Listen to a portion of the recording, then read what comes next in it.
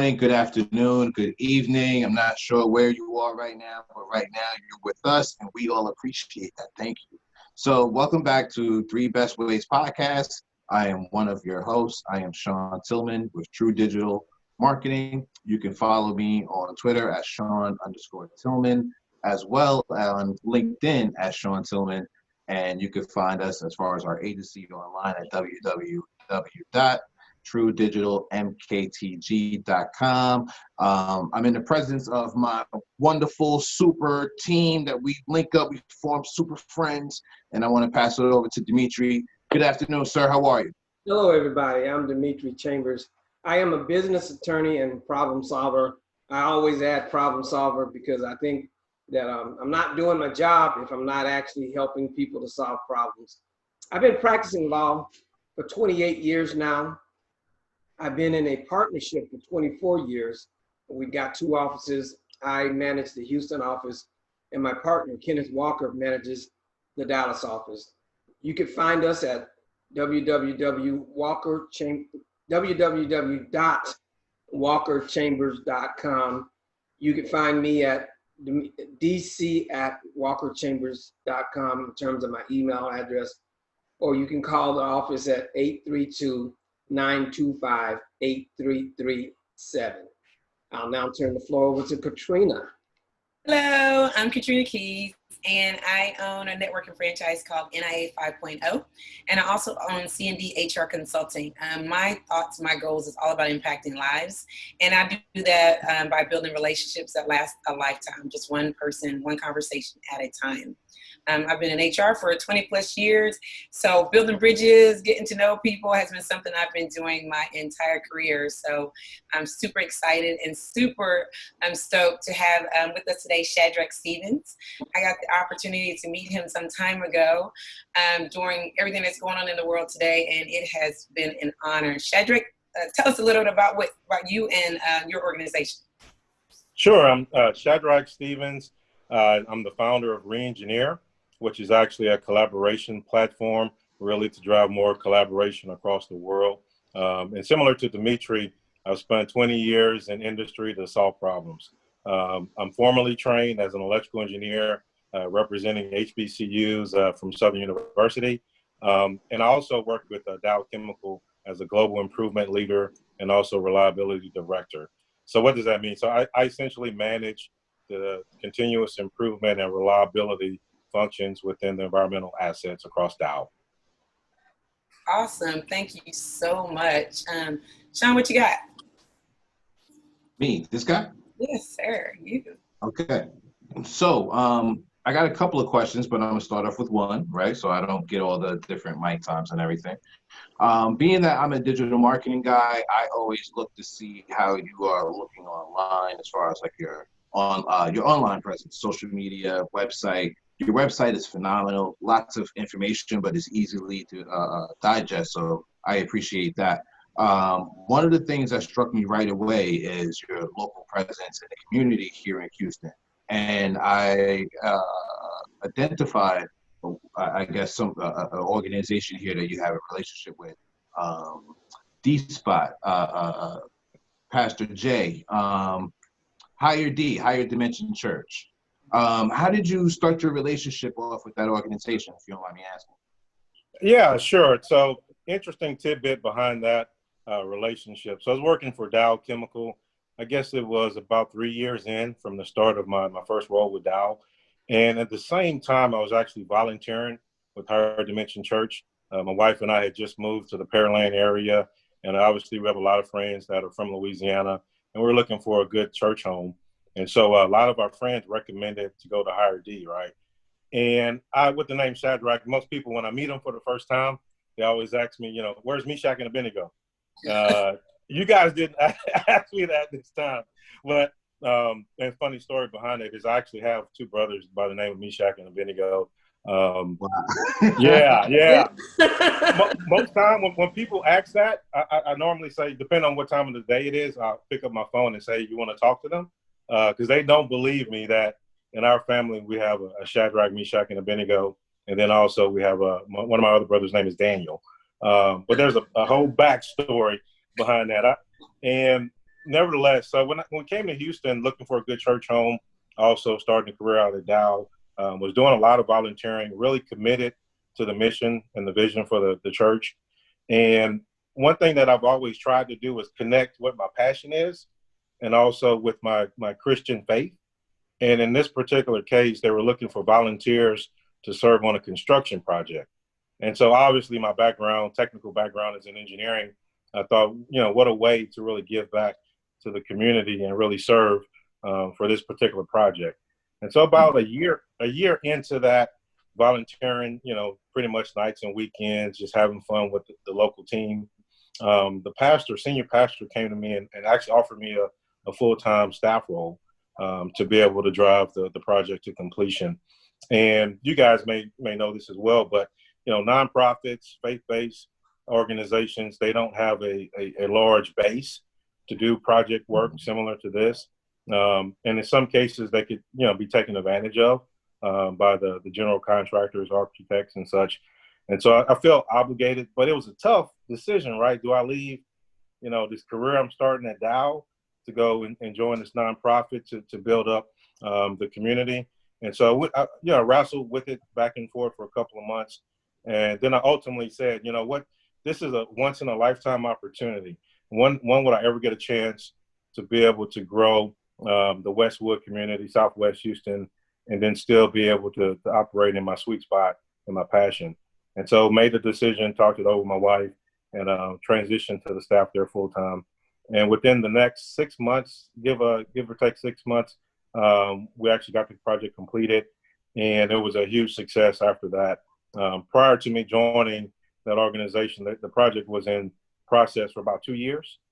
And so you can imagine a lot of value leakage, right? With not having the right skill set there to direct the project in the right direction. Nice. Yeah. So, it's a powerful team, right? We have, folks, with me representing engineering, we have lawyers, doctors, we have all types of skill sets to really bring this whole concept together, is to provide a community center for the disenfranchised youth within that community.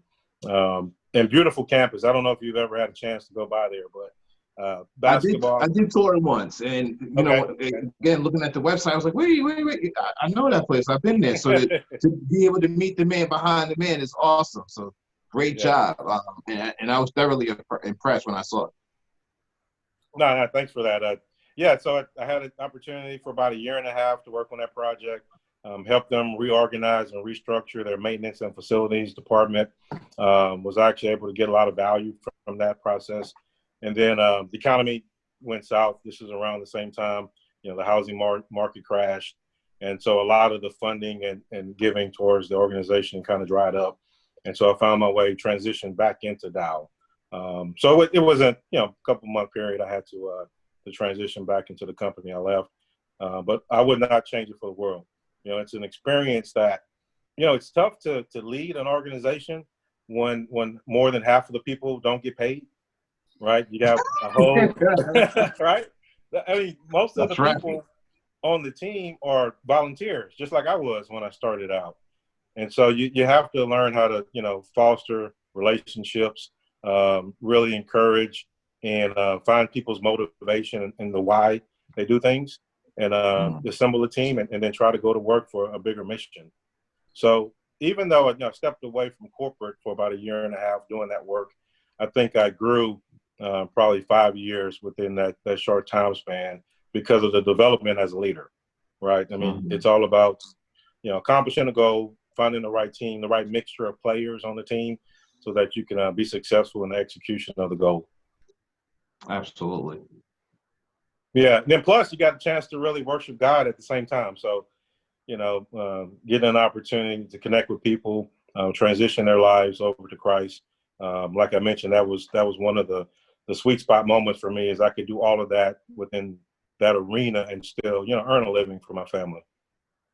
So at this same time, while you're in this organization and you're moving these projects forward, are you still building Re.engineering.co, or how does that start to tie in? Yeah, so Re.engineer really started several years after that process. And hence the name Re.engineer really is people say, well, are you focused on technical development of professionals or engineers? And it's not necessarily the case. If you look at the core definition of re-engineer, it's really to take a simple process or product, improve it to make it more valuable. And what we're doing with re-engineer is essentially doing the same process, but with people. It's taking entry level, junior level professional, giving them the right tools, the right processes, the right resources to develop themselves so that they can be successful within their careers. And so I've done that, at Higher Dimension Church, with Dow Chemical, with all of the companies I work for. And I've done it as really a passion of mine until one day, about a year ago, a couple of buddies of mine were getting together talking about some project related activity. And we said, you know what, we got a lot of great ideas on how we want to drive value for our company. And so let's get our ideas together. Let's meet every couple months to talk about how we want to progress it. And one month, one of the colleagues didn't show up. And the reason why is because they got in a fatal accident. And that really hit me hard, is because I had a great relationship with this young lady. We had a lot of these brilliant ideas of how we would challenge the status quo, think outside the box. And within a matter of a moment, she was taken away from us. And that really, thrusted me to get more focused about what my passion is and what I want to accomplish out of life. And so it wasn't too long after that is when I decided to go and step out there and create the whole re-engineer concept. It's really, because people ask me this all the time. Hey, have you started a new business? Do you have a new company? What are you doing? You're not like your job? And that's not necessarily the case. Re-engineer is more of a passion project for me and a few of my colleagues, because we see a gap, or a skills gap within industry. And it's not just in manufacturing, and go into retail, other businesses, but especially with COVID-19, you're going to see an influx of retirement happening, right? You got the baby boomers that are going to be naturally retiring, but also because a lot of businesses are scaling back, really to meet revenues. And so as an option of that, more of the junior level professionals will be thrusted into these new positions of leadership or, technical roles. And the question is, are they ready? Right. And not too many companies, I guess, some of the top ranking companies have mentorship programs. But what I found out when I, network and build relationships with people, a lot of folks don't have mentors, right? They have people that they may call up one day and ask a question, but they don't have a structured relationship with someone that's going to help them grow in their career. And so I thought that was kind of interesting. So one day I did a survey on LinkedIn and asked some very simple questions. Like, how are you developing in your role? What challenges do you have with employee engagement, right? And so there was a lot of feedback and responses. And in the top 5, some of the top reasons why people don't feel engaged is because, number one, they don't have a mentor. And so they come to work, or they go to their even their business, if they're an entrepreneur, and have people that report to them, but their staff there that come to work for a paycheck. They don't think that they're working in their passion, right? They don't know where their career is going. They maybe even haven't had a promotion in the last 5, 6, 7 years. And so for me, I think I've had a successful journey through the mentor. And so, re-engineer is about how do we create a more systemic process for people to get connected with mentors. Yeah, so it took me, to answer your question, it took me a couple of years to kind of go through that. But then when I lost a very important colleague of mine, that's what really spawned this idea. Let's even though it's not 100% ready, right? Let's just get started and see where it goes. And I think a lot of times entrepreneurs kind of get hung up on, hey, I don't have the right marketing strategy. I don't have the right business model. I think those things are important. But if you don't get started, you don't know what you need to work on to refine yourself. And then along the journey, you run across people like Katrina, and you get more mentors that kind of feed into you and see how you can develop the business.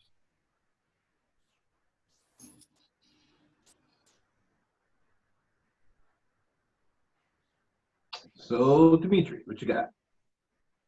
I love it. There's so many things that you said that just piqued my attention. You're working with faith-based communities, you're mentoring, you care about people and their development, and you're thinking in terms of re-engineering. How do we systematically move forward? So I'm just impressed. So tell me, how would you describe your very best work? Because I like this question, but there are some people who everything they do is great work. So I don't know even how to ask you that question, but what would you describe as your best work? No, that's a great question. I'm like one of those people. I think everything I do, I put my best foot forward. But I'd say if I had to put a number of projects or programs that I've done on one hand, I'd say what's at the center of all of it is collaboration. And I think if I look at the stretch, I've been in my career for about I'm almost at 20 years, not quite yet at 20, but throughout that whole time span, the teams that I've supported and worked with, we've generated about close to $85 million of value. And if I look at the center of each one of those big initiatives, those big programs, it's always been a team-based initiative. And that's a whole another reason why I created Re.engineer, is that if I can see success and growth in my career by leveraging the skill sets of people around me, and also, taking a little bit of a step back from my own ego, because I see this all the time in technical industry, where a young engineer comes in and says, hey, I have the latest technology, the latest strategy, and this is what we're going to do. And disregarding the fact that there's skilled tradesmen or technician that have 20 plus years of experience, hands-on, that actually have solved a lot of problems. And so in my career, I've tried to listen more to those experts. We call them subject matter experts, SMEs. And when I've done that and put some packaging around how we execute those initiatives, those have been the most successful projects I've had. And so if we can do that on a small scale, what if we could take this concept globally, right, and get more people to collaborate? I guess another tidbit, I'm an engineer by trade, so I like data. I like research. I like looking at understanding why problems are the way they are. So I did another survey about a couple of weeks ago on LinkedIn, and I asked the question, what hinders us from collaboration, right? And my hypothesis, what I thought was the right answer, was that corporations hold us back because they don't want to share IP or any kind of protected information. And I was surprised. The number one response was, to the reason why we don't collaborate more is because we're afraid of people stealing our accolades. Ooh. Right. So it's like that's interesting, right? Y'all people say, oh, ego is involved. They don't want to collaborate because it was my idea originally, so you get the credit for it. I was shocked behind that. And that's one of the problems we're trying to solve at Re.engineer. Why do people think that way, right? When the ability is there or the opportunity is there for us to all share knowledge so we all can grow and be the beneficiary for whatever the activity is. That's awesome. Thank you. Wow. That's amazing. On this journey, when you have these conversations, what's the common misconception people have about Re.engineer? Like, when people hear you talk about Re.engineer or look at your website, what's the common misconception that you get? Oh yeah, I get a lot of those, right? So the first one is, I mentioned it earlier. Hey, they think I've created a new company, a new business, and I've told people all the time it's a passion project. I was already doing this type of activity before I coined the term Re.engineer. The second one I think is because maybe this is where I got to get some help from Shon and the marketing strategy, because the name of it is Re.engineer, and so there's engineer in the title, and so people naturally assume that it's about only engineering type work. And yes, we do focus on the STEM disciplines, so science, technology, engineering, mathematics. But if you look at the website, I have all different types. I mean, you're on there, Katrina. We've done some collaborations with you. I actually have one of my good buddies from college. He's a music producer, And if you remember the song "Living My Best Life," he actually produced that track, and so he's on there, right? Because he's a young leader in his industry as a music producer, and he's doing like the re-engineering concepts. He's training the next generation of music producers, and so that's I think the biggest one is just because the name is more related to the process of improvement, not necessarily to what your educational background is. And another thing you really notice is there's people on the site that are more skilled tradesmen or technologists that don't have the formal engineering degrees. And so those people, I want to make sure that they have a voice because they also have a lot of great ideas. Awesome. Okay, absolutely. And I want to talk a little bit more about that process because after listening to you speak about it and the passion that you do have for re-engineering, it comes across. I definitely feel where you're coming from. So now it goes from, well, I don't really know what this is, and the name throws me off, to, well, how do I know if I need to be re-engineered? Oh, wow. Yeah. Wow. Question. Yeah, great question. So in the process, it's almost like I thought about one of the core challenges is like a chicken and egg challenge, right? Right. So think about that. What came first, the chicken or the egg? So in the process of mentorship, I'm hoping it was the chicken, by the way. the chicken. I'm hoping it was the chicken, by the way. But so the process of, do I need to be re-engineered? Do I have opportunities for growth and development? And trying to go on this journey of mentorship. We're reaching out to mentors and mentees. And that's why I bring up the chicken or egg concept, is because I'm splitting time between the both. You would call them customers if this was a traditional business sense. But these are really connections, right? And so with the mentors, we've got some resources out there that are some tools for how to actually, if you want to, like one of your challenges, I want a promotion. So there's a hack that we developed on some simple steps on how to position yourself to get a promotion, right? So to answer your question, I'm not trying to say, okay, here's the solution to whatever challenges you may have. You let us know, what are you trying to accomplish in your career or in your business or whatever passion you want to seek? And by that feedback, we'll connect you to someone who has some experience in that field of study or that line of work. And then, by the way, if you think these tools can be useful in your development, here's a library of resources that can maybe help further you along on that journey. Okay, gotcha. And I got to just jump in and cheat and get one more question out there because you rolled right into the next thing I wanted to talk about, which were hacks.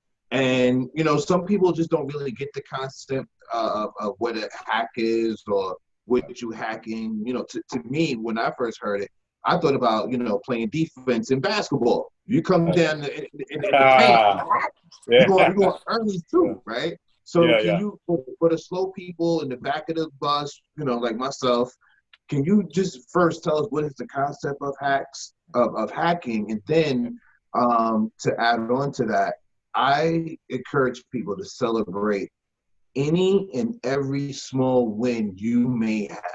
You had a goal today to make 10 phone calls to new prospects, and you get to 11, you pop a bottle of champagne. Just as, you celebrate just as hard for those little wins as you do the big win, because that's how you get to the big win, right? Yes. So, two-part question, what is hacking in this sense? And can we talk a little bit about the power of the tiny gains? Okay. So I'm going to give some backstory to hacking. When we first kicked off in Re.engineer, it started as more development of case studies. Okay. I'm an engineer by discipline. I'm probably unique in the fact that if I see a case study out there on LinkedIn, I'll read the 20-page report, right? I'll go through it, right? Because remember what I said earlier, I like leveraging, I like collaborating. So, and so I won't give you the whole story, but we started out with case studies, and the goal was, hey guys, let's try to find because somebody told us this when we first started, you'll never be able to get people to give you case studies. And I said, okay, watch it. So we had a goal. We said we want to capture $100 million of case studies. And we're going to reach out to all of our, technical friends and communities to get people to leverage in their stories so that we can build up towards this goal. So today we're at about 39 million. So not quite halfway there, but we have come a long way from when we first started, right? We were on the trajectory of getting to the goal. And so in the process of getting the case studies, listening to mentors and getting feedback, they were really lengthy. And we used to have an older website where we published like the whole case study, and wasn't getting a lot of traction and movement with that.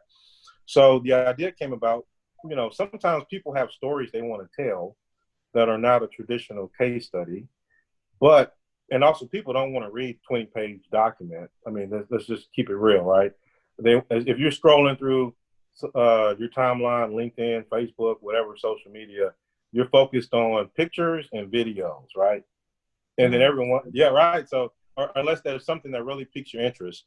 So we came up with the idea of a hack, something that can still deliver a powerful punch to whatever topic you're interested in, but still be really quick. Something that you can go to, get just a few snippets of value.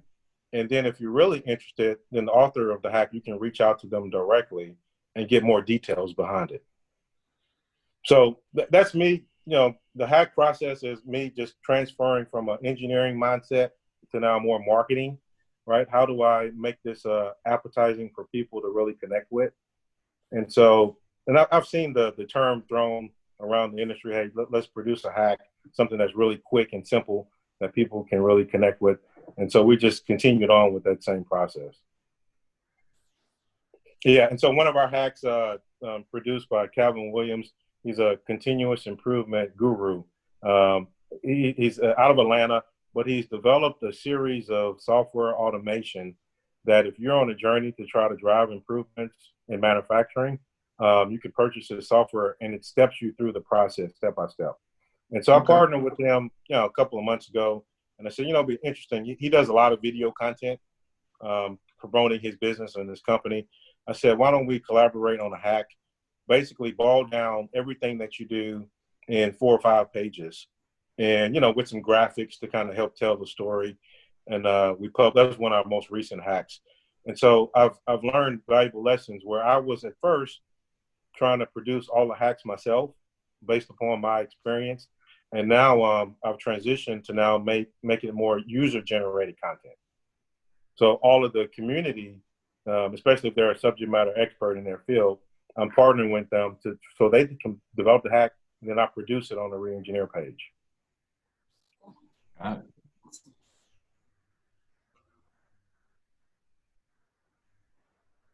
Is it my Demetri, it's your turn. Yeah.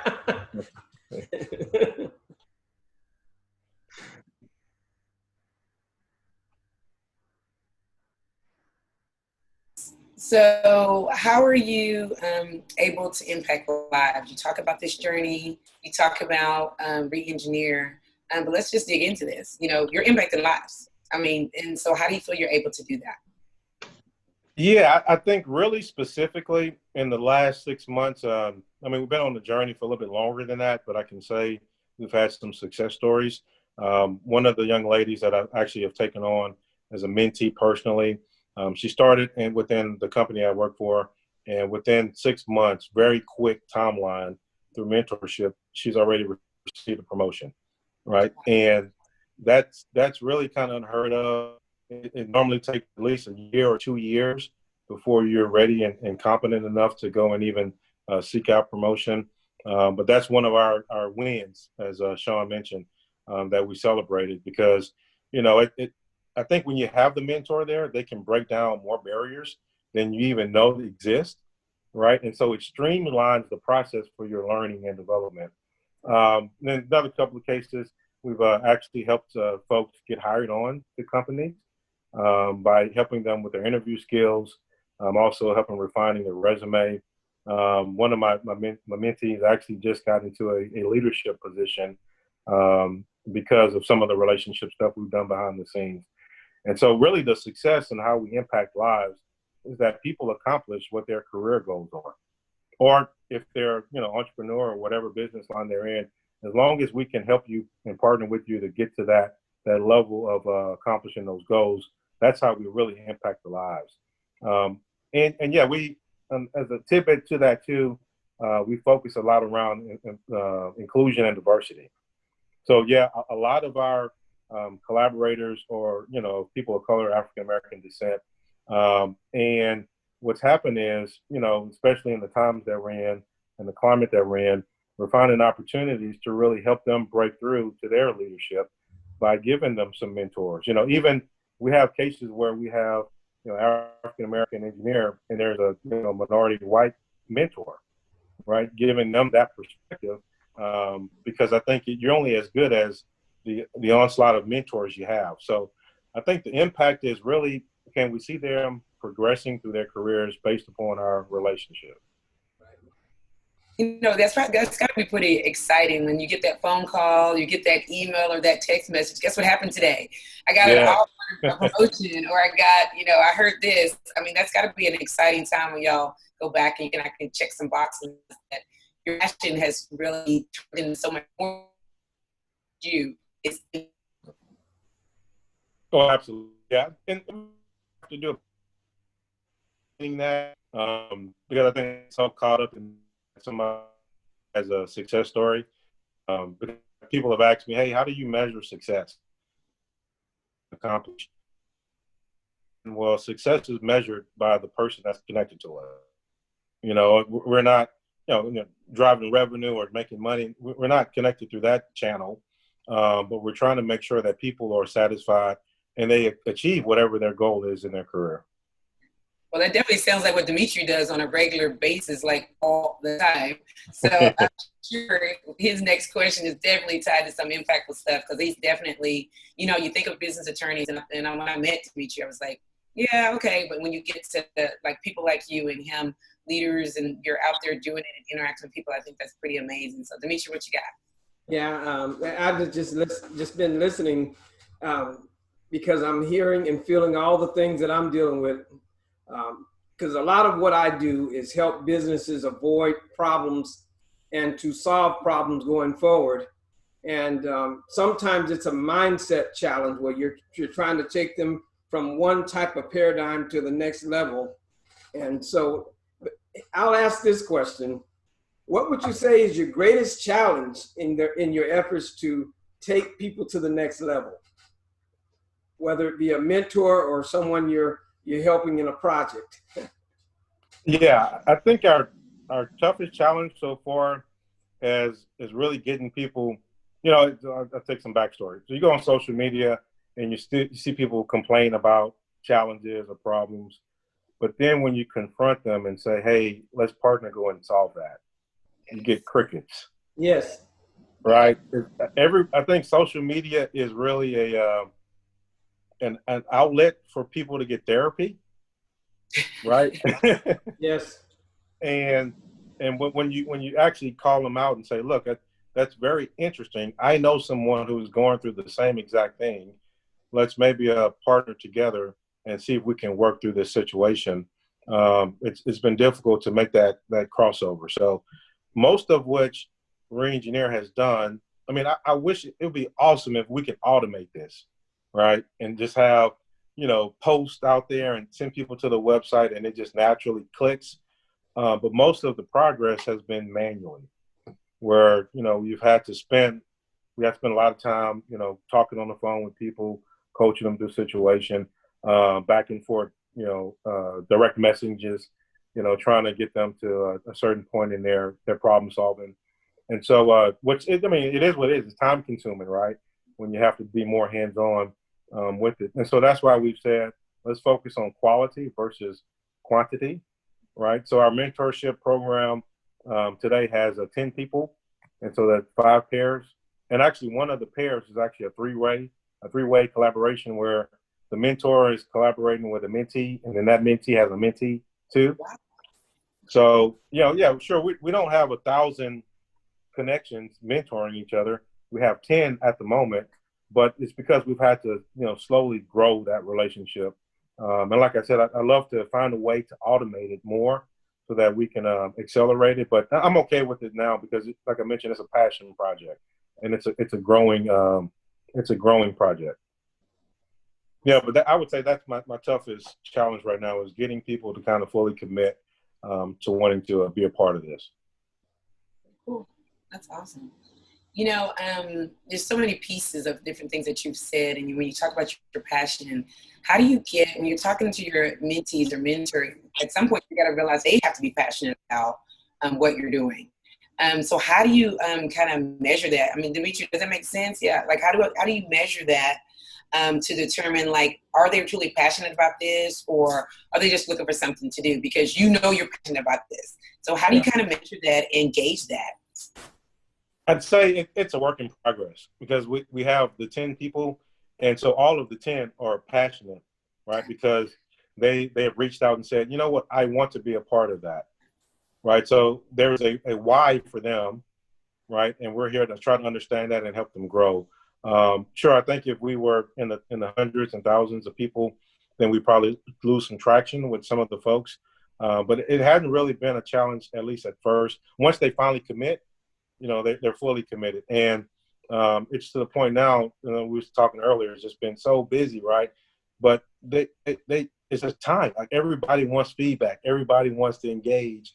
And you try your best to really stay on top of the communication back to the mentees. And for me, I've said, hey, I got to cut it off right now with the number of mentees I have because I don't feel like I have enough time to really give back.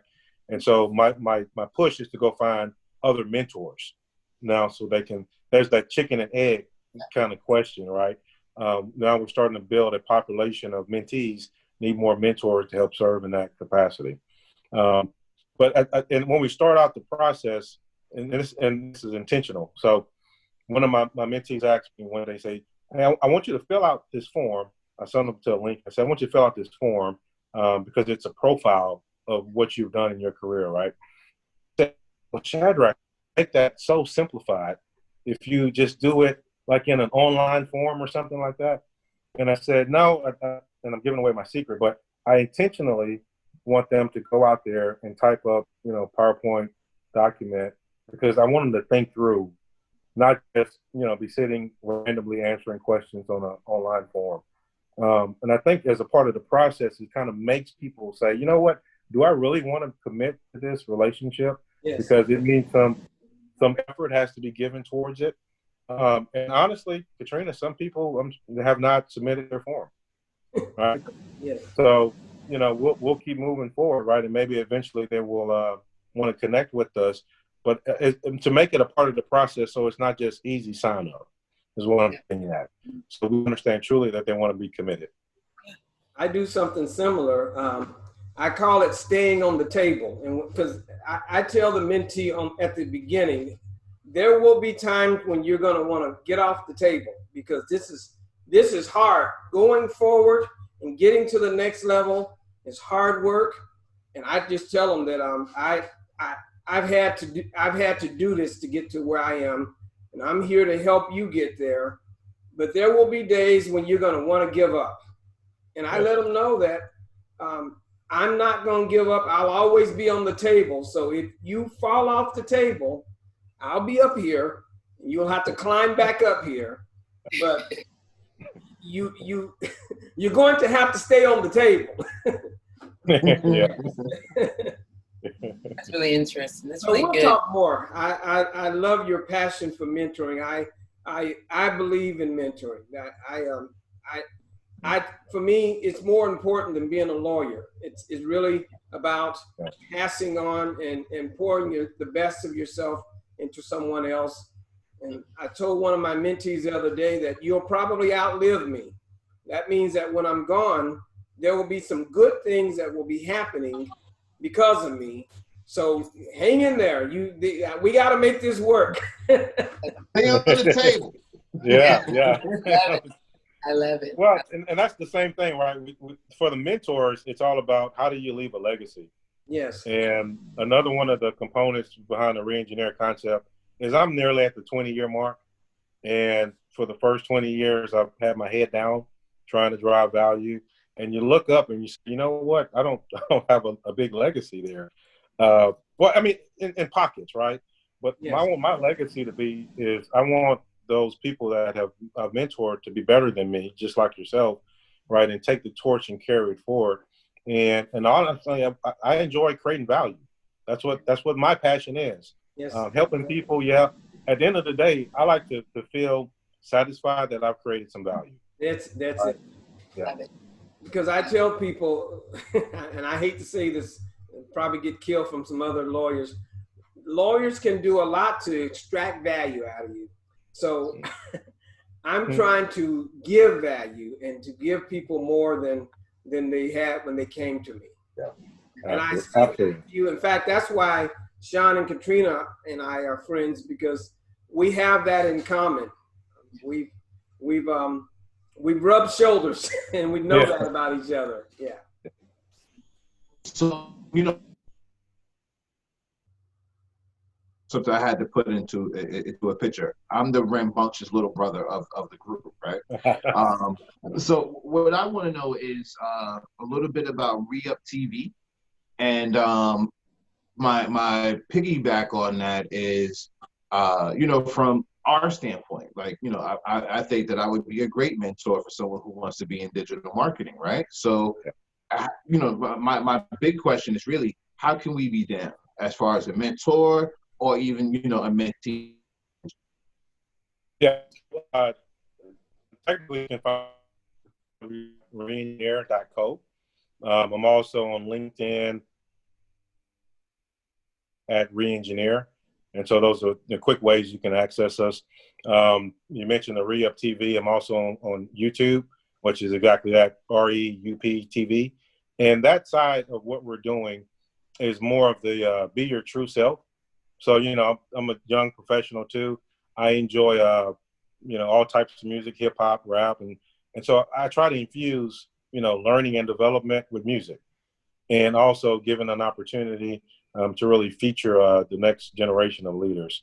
And so YouTube or Re-Up TV is another really conduit to connect with the next generation. Is, you know, sure, we were dressed up in, you know, sports coats and shirts now, but we also got to make sure that we are bringing our whole self to wherever we do. If it's a job, you know, make sure you don't leave a portion of yourself at home, because that's when I think you actually feel disconnected or disengaged, when you have to put on two faces for really who you are.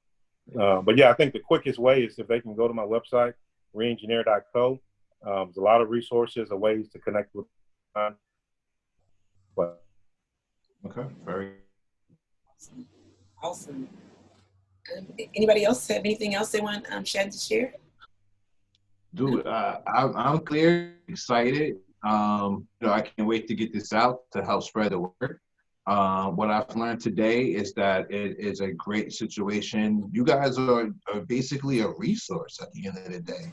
I think that you fit so many different, I want to say, you know, walks of life almost, because it's not really about, you know, a person. It's more about really their goals and what they want to do. And I got to admit, man, sometimes, you know, I have a sales background, right? And I remember one day feeling like I was a one-trick pony and this is all I was going to do. And I might as well make the best at it until God started blessing me with other opportunities and other people like Demetri and Katrina, opening my eyes to other opportunities where I can expand. So that's cool. But I can only imagine if I was sitting in corporate America and I'm like, man, I just saw Brad get a promotion. And, you know, I know that I'm good. You know, I just need to know how. And I think that you've done a great job of letting us know that you guys may not have the answer right away, but you guys are there to help me to discover these things and to lay out some breadcrumbs in front of me that you may have, so I don't bump my head in the same spaces and I can get my, you know, goals in line and go through and smash that glass ceiling. So I appreciate that a lot. On that note, I'm Shon Tillman. You can find me online on LinkedIn at Shon Tillman on LinkedIn. And on Twitter, it's Shon_Tillman. And for digital marketing help, check us out at www.truedigitalmktg.com. Thanks. And I am Demetri Chambers. I'm a business attorney, but better known as a problem solver. I like to solve problems. You can find me at www.truedigitalmktg.com. shadrach.walkerchambers.com, or you can call us 832-925-8337, or you can email me at dc@walkerchambers.com, and you can find me on LinkedIn as well. Thank you. I'm Katrina Keys, and I own a networking franchise called NIA 5.0, and I also the HR consulting. And, you know, my big thing is I build bridges, and those bridges turn into relationships that last a lifetime. So that's my key. That's my goal. Super excited and stoked to have you, Shadrach Stevens, today with us. I'm again on LinkedIn. And then I'm also available, Katrina at networkinaction.com or 713-678-0468. Shadrach, just share with us our last final piece and how they can get in touch with you once again.